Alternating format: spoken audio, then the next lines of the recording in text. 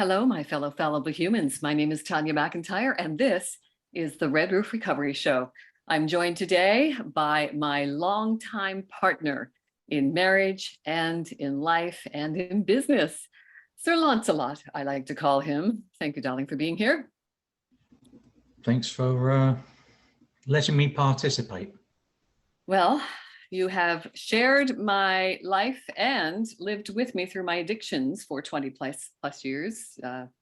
So I love that you bring the perspective of a loved one who is living with someone who is now in recovery from drug and alcohol addictions. I think that offers a good perspective to a lot of the friends and family members who are in the same boat that you found yourself in for most of our marriage and life together. So I think people do appreciate hearing your perspective in our relationship and in my recovery, because my physical sobriety was just the first step. My emotional sobriety is an ongoing process, and you are thankfully part of that with me as well. So I am forever grateful for you hanging in there with me, sweetheart. Oh, as we've said before, that was my choice. The cost-benefit analysis always worked in your favor. So there you go. Yes. I think the cost-benefit analysis is good to use for any major decision that you're struggling with in life. As our byline says, it's not just for addictions, it's for life. This is true. So what's on the agenda for today, my darling? What are we talking about? Oh, I know. Of course, I get a lot of calls from people who want to inquire about our unique executively appointed residential recovery program that we run through our home here in beautiful Goderich, Ontario, which is called Canada's prettiest town. So we are on Lake Huron, a beautiful part of Ontario. And we run, like I said, it's an executively appointed residential program. It's quite unique. I don't think there's anything else like it, definitely not in the Ontario market that I'm aware of. And my idea, of course, around this was from a variety of factors. Of course, when COVID-19 hit, we both found ourselves in a position where we had to find a way to sustain ourselves through our retirement. And the only other thing I knew was recovery. And I think because I spent so long, I spent 8 years in 12-step programs, relapsing every year.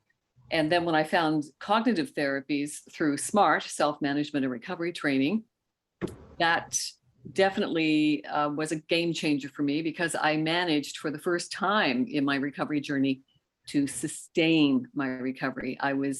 I just celebrated so I came to SMART in 2018, and I celebrated in 2022 at the recording of this episode. I celebrated 4 consecutive years of abstinence from my drug and alcohol addictions. So I'm passionate about sharing what has worked for me. And I don't believe that it takes a long time to recover. We've developed this infrastructure and mindset around 30-day, 60-day, 90-day, 120-day residential recovery stays in, a group setting, a boxed program. And I don't think it works for a lot of people. That's the feedback that I'm getting for a lot of people who end up here, who have been through the 30, 60, 90, or 120-day rehab experiences and feel the same way that I did. It doesn't work for the majority of people. However, our government keeps spending millions of dollars on these programs without any accountability for results. So I wanted to prove in an outcome study that I could do in 1 week what's not being done in 30 days. And I could do it better, less expensively, and more effectively, for sure. So Red Roof Recovery was born, and we are having great success with it. And of course, the key is to keep educating yourself and, of course, stay engaged in your recovery, because recovery doesn't take long. What it takes is a persistent willingness to exert consistent efforts to help yourself. And I offer a lifetime aftercare in this program. So what I'd like to talk about is the expectations of someone when they go into recovery. And if I could just Because, ask you to speak a little bit louder, sweetheart, as well. I can't speak that. Anyway, Expectations around rehab programs. yes. So what I have noticed when I've spoken to people who have been into rehab programs, and there's an expectation that it's a magic wand. You go in, you spend your 1 week or your 30 days, 60 days, 90 days, 120 days, whatever it is, and you come out the other end cured. And I was wondering, when you went into rehab in Spain, and I come and picked you up, you were like the old person that I'd married. You were clear-eyed, you were vibrant, and you'd had a month of sobriety in this facility. What went wrong?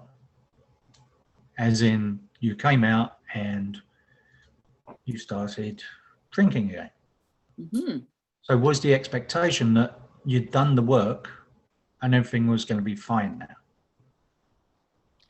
Well, I think clearly there was a level of expectation that there was a lack of aftercare. There wasn't even a whole lot of discussion. I didn't have a plan for my exit. What's the exit plan? There was no exit plan from this particular program. Now, I should also mention that this was a 12-step program in a residential rehab. So it was a smaller facility. I was lucky that I had my own bedroom and my own bathroom. So a little more conducive, I think, to healing for me. I don't think I could ever go into a rehab and share a bathroom and a bedroom with somebody. That just wouldn't work for me. And that's unfortunately what the model of recovery is, for the most part, in this country, at least in Canada. And I think the exit plan, there might be some more attention given to what do you do afterwards? Because when I left in 2009, my 30-day, it was wonderful to break the cycle that I had created for myself, because, addiction is also just a really bad habit that needs to be broken. It's, it had structure in my life that needed to be broken. And I needed to learn how to live life without that routine and habit in my life anymore. Learning to live life and managing my emotions without drugs and alcohol. But there wasn't a big exit plan around that. I think maybe there might be more attention to the exit plan, because I know places like Homewood and Westover do have aftercare programs. I think they're very expensive. I don't know how much accountability is there, how much engagement is there. I really can't speak to that, but I think that's key. You need to be engaged in the aftercare plan, and you need to have the plan. I can't stress that enough. It's planning patient's persistence practice. You need to have a plan, an exit plan. How do you go back to your life, pick up the pieces, and not go back to the harmful substances and behaviors that you had before going in? Well, this is what I was alluding to, is that even with an exit plan, it seems to me that a certain amount of people have an expectation that if they go into, they realize that they've reached the point where their life is unmanageable anymore, they need to do something about it, and they make the decision to go to rehab, whether it's, a big facility, a small facility, it doesn't matter. And they go for this period of time, and then they come out and go back to their lives and feel like everything should have changed. Everything's going to be good now. And everything can be good when you stay engaged in your recovery. Like I said, recovery doesn't take long. It takes a persistent willingness to exert consistent efforts to help yourself. And that has to be every day. Building our emotional muscles is like building our physical muscles. We would go to the gym or, go for a walk or ride a bike or whatever you're doing to work your muscles to build your strength and resilience physically. When you come out of recovery, you need to apply that same fervor to keep your emotions in shape. You need to exercise them and work them and strengthen them and build your resilience. And that takes a daily effort. Doesn't take a big daily effort. I tell people you can do it for 10 minutes a day, structured, planned, ideally at the same time every day, but it doesn't take long. It just takes a consistent effort to help yourself every day. And there are hundreds of tools to choose from. I can't stress that enough. People are coming up with these one-size-fits-all box programs. And you can't throw that at a bunch of people and hope it sticks to the majority. It just doesn't work because we're all different animals. We have different addictions. We have different metabolisms. We're going to respond differently to different tools. A lot of people, when I say cognitive therapy, a lot of people in 12 steps says, no, I can't get into that. I like my higher power. I do what works for me, and that's fantastic. Do what works for you. The key, my favorite acronym, the key, keep educating yourself. Keep looking for something that works for you because there's hundreds of things to choose from. Mm-hmm. So another thing that I've noticed is that one of the things that pushes people's addiction along is circumstance. Circumstances and situations, absolutely. Bad relationship, bad work environment, too much stress. And the expectation is after, you've made the decision to go into rehab, there's a lack of willingness to do what needs to be done outside decisions. If you're in a really bad relationship and that's fueling your anxiety and your stress, going back into that relationship, be it a friendship, a work, or a partnership, and expecting it to be different and you to be different, I think is somewhat wrong. Not many people. I still love 12-step programs. I think definitely 12-step programs are one of the best personal development programs on the planet. I love the slogans, take what you need and leave the rest. And stinking thinking, you got to get hold of that stinking thinking and concentrate on the actions you're going to take to improve. It's not what happens to us, it's how we respond to what happens to us. And I can't stress enough that you need a plan. You need an action plan. You need to set goals. You need to take the action steps every day to attain the goals. And that takes planning, patience, persistence, and practice. Mm-hmm. And again, I have seen that, let's just say that part of your daily life as a guy, or your weekly life, is going to the hockey game with your buddies, and you get drunk at the hockey games almost, and you come out of your rehab and you still go to the hockey games with your buddies who are getting drunk. Now, when you have been successful in not only because of SMART, but you made decisions of, for a certain amount of time, you weren't going to be around certain people because they were triggers. Mm-hmm. And again, the saying is, if you sit in the barber chair long enough, you're going to get a haircut. And we become the company we keep. So I had to make a decision, and that takes a grieving process as well that a lot of people don't want to face either. I'm already feeling deprived of the thing that I've given up that was giving me a lot of benefits, a lot of comfort. I've given up my addictions. Now you're telling me I have to give up my friends? I have to change my circle of friends? Yeah, sometimes you do. And that's not easy. And that's where some people can falter. We say addiction is a family affair as well. If you've got dysfunction at home as well in your relationships, that's going to be a challenge. So we have to, instead of concentrating on the symptoms, because that's what addictions are, they're symptoms to a deeper problem. Let's talk about the cause. What is creating the addiction? Like my favorite Dr. Gabor Mate says, stop asking why the addiction and start asking why the pain. We have to get to the cause, not instead of just treating the symptoms. Well, this is what I'm trying to wrap my head around, is with people going into the rehab with this expectation that this period of time, the breaking of the habit, is also going to fix everything that was fueling the reason why you had the addiction. And the unwillingness to change certain parts of that part of your life to facilitate and then blaming that the rehab didn't work. Right. Well, yeah, that could be too. I often say to people, I would put that in the book of excuses, but I'll bet you it's already there. So you need to be ready, right? Timing is everything. If you're not ready, it's not going to work.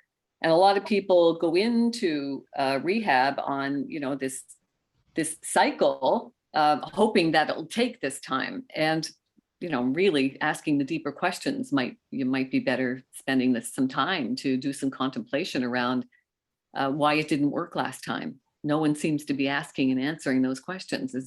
Where did I falter?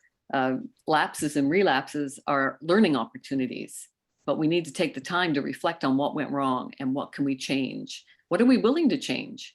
I've got this saying on my desk, there are 3 solutions to every problem. You accept it, you change it, or you leave it. If you can't accept it, you change it. If you can't change it, you leave it. And that's tough for a lot of people to wrap their head around that. If it means changing up friendships after giving up the addictions that were giving you a level of comfort and benefit, and now you have to change your friendships and lose that too. Some people, they have that outcome resistance, the process resistance of recovery. Melting that away is probably, I would say, one of the bigger steps for people, is melting away that resistance to recover. So let's talk about when you went to rehab in Spain, and you got to the point where you realized your life was unmanageable the way it was. You reached out, and Serenity House got in touch, and we decided that it would be best if you went. And you went for the month. And then as I say, I turned up to pick you up. You looked totally different from that month, from when you went in to when you come out. You looked totally different. You looked happy, fit, like you were enjoying life again. And then we come out. So what was your journey from that? What am I coming back to? That was one thing. So I was still mired in bureaucracy as well. And I didn't have an exit plan. So what do I do? How am I going to spend my time when I get out? That was the one thing. Who am I going to hang around with? I had a very select group of friends, and they were all dealing with their own issues around alcohol. So those were my only group of friends in a country where I didn't speak the language. And that was I was kind of set up for failure there, because I didn't have an exit plan. I didn't have a plan about how am I going to step back into this life facing the same problems of bureaucracy and a group of friends who also had way too much time on their hands and loved to hang out in bars and drink and play cards and darts and, just piss away life. What's my exit strategy? What am I going to do here? And I didn't have that. I think that's where I failed. Whereas when we came back to Canada and I was faltering in 12 steps for the next 8 years, I was learning each time from each lapse and relapse I had, and then going to funerals. That was the eye opener for me. watching my peers not return from their relapses in 12-step programs, it was like, holy shit, it's just going to be a matter of time before I don't return from one of mine. I'm kidding myself. I need to find another solution.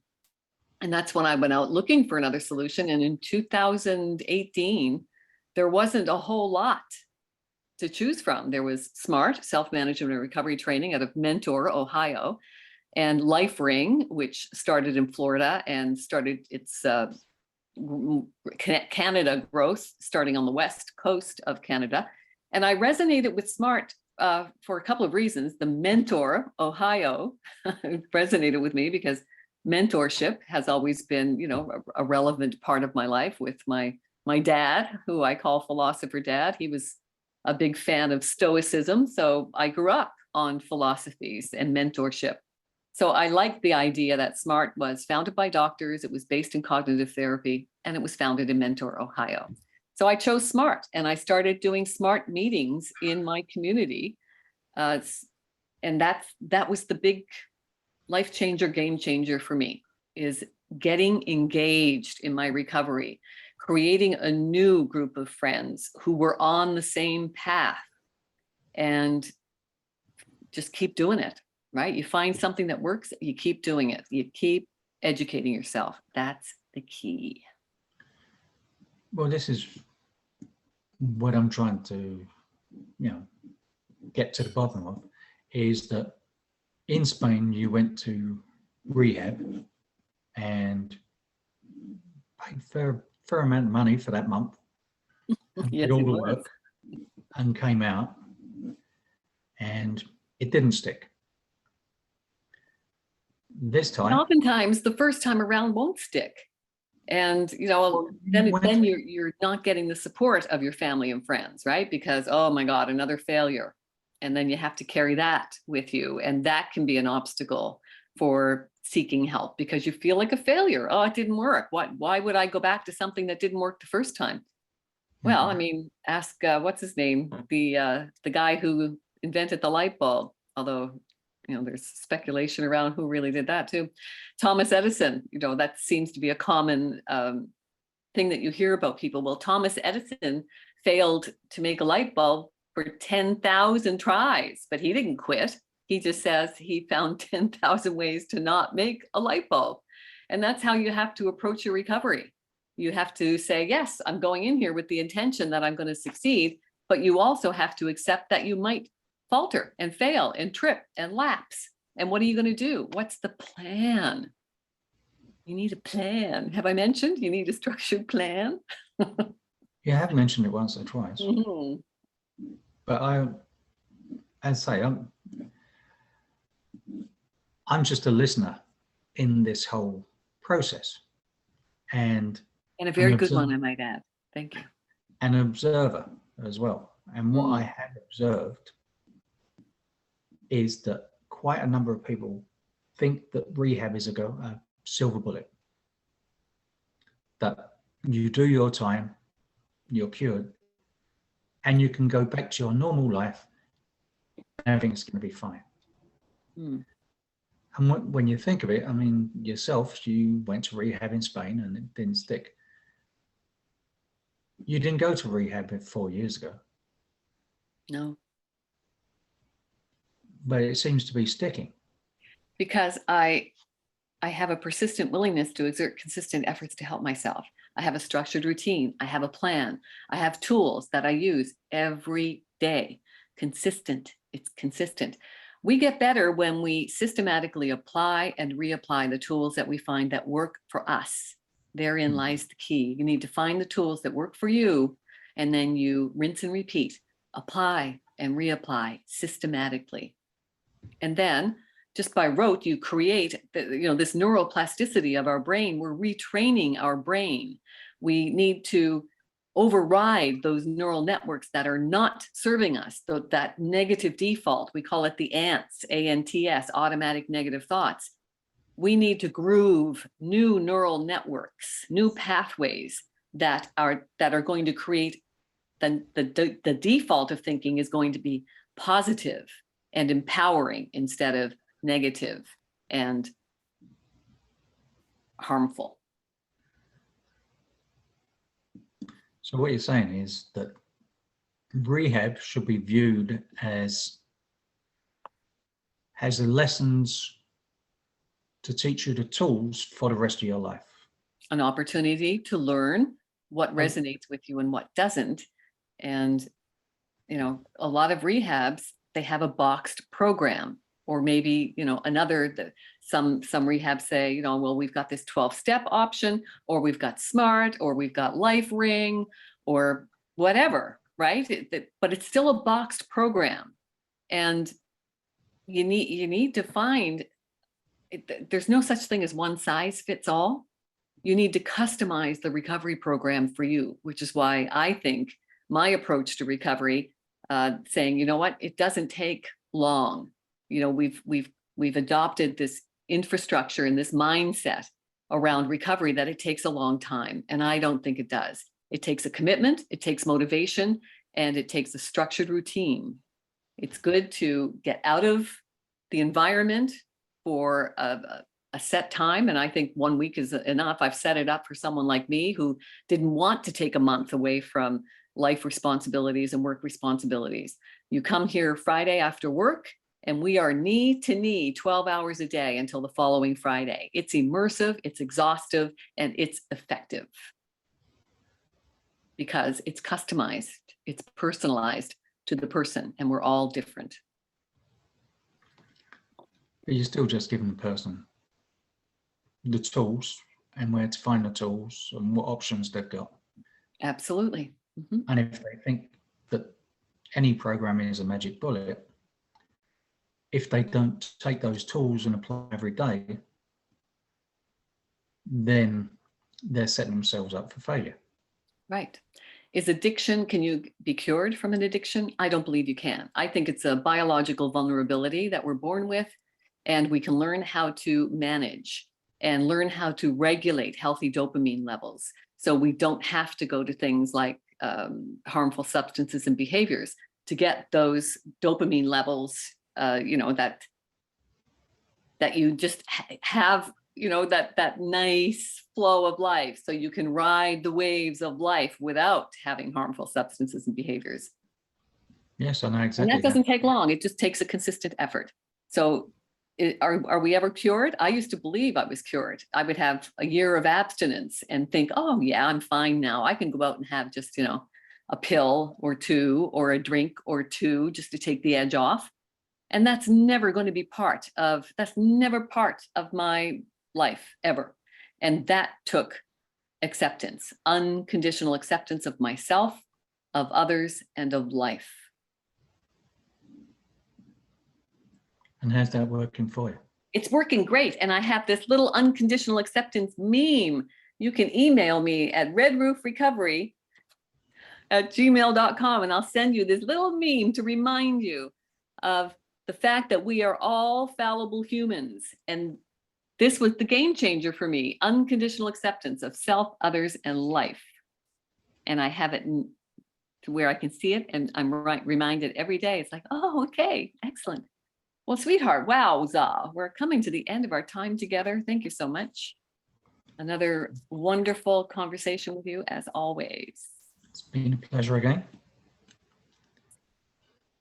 Thank you, thank you, thank you. So I hope, thank you for listening, for hanging out with us for this 30 minutes. You are an integral part of my recovery journey.